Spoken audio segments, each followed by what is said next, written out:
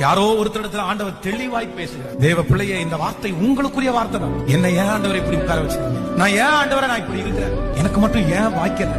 என்னில் இன்னும் என்ன குறை இருக்கிறது? என் பிள்ளைக்கு நான் இனி என்ன செய்யணும்? ஏன் ஆண்டவரே, ஏன் ஆண்டவரே? மனசு முழுக்க இதே கேள்வி திரும்ப திரும்ப வந்துட்டே இருக்கலாம். ஏன் ஆண்டவரே, எனக்கு மட்டும் ஏன் ஆண்டவரை காலதாமதம்? எனக்கு மட்டும் ஏன் ஆண்டவரை எதுவுமே வாய்க்கல? எல்லாவற்றையும் சேர்த்து தருவேன், உனக்கு எல்லாவற்றையும் சேர்த்து தருவேன். ஆண்டவருடைய பதிலே அதுதான். நீங்க ஏன்னு கேட்கும் போது கர்த்தர் கொடுக்கிற பதில், கொஞ்சம் வெயிட் பண்ணு, எல்லாத்தையும் ஒரே வலையில நான் தருவேன். எல்லாவற்றையும் ஒரே வலையில, ஒரே நாளில, ஒரு பிசினஸ்ல, ஒரு வெற்றியில, ஹalleluya, ஒரே நபர் மூலம். கரங்களை தட்டி நம்புறேன், நம்புறேன், நம்புறேன், நம்புறேன். நெஞ்சின் நோகங்கள் தாதை மிஞ்சும் பாரங்கள் தஞ்சம் இன்றியே உள்ளம் ஏங்குதே, உள்ளம் ஏங்குதே. என் இதயம் யாருக்கு தெரியும்? என் வேதனை யாருக்கு புரியும்?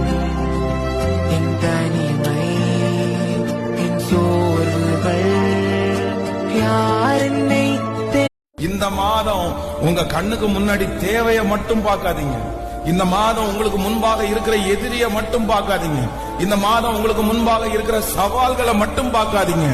நான் நம்புறேன், அந்த சவால்களுக்கு உள்ளே, அந்த பிரச்சனைகளுக்கு உள்ளே, அந்த தேவைகளுக்கு மத்தியிலே உங்களுக்காகவும் எனக்காகவும் ஒருவர் மறைந்திருந்து கிரியை செய்கிற ஒருவர் அங்கே உண்டு. என் தேவனாகிய கர்த்தர் என் இருளை வெளிச்சமாக்குவார். யாரெல்லாம் ஒருவேளை கண்கள் இருந்தும் ஒருவேளை நீங்கள் குருடர்களைப் போல இருக்கலாம். நம்முடைய கண்களுக்கு முன்பாக இருக்கிற நிறைய காரியங்கள் தெரியாமல் மறைக்கப்பட்டிருக்கலாம். ஒரு இருளின் அனுபவத்திற்குள்ள உங்க வாழ்க்கை கடந்து போகலாம்.